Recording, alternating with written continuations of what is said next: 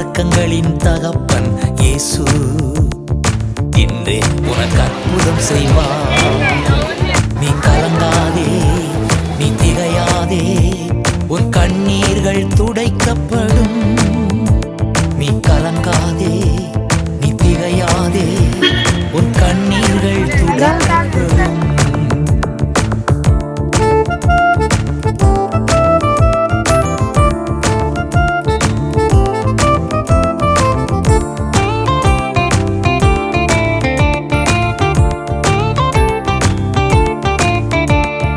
திரளான ஜனங்களை கண்டார், மனதுருகி நோய்கள் நீக்கினார்.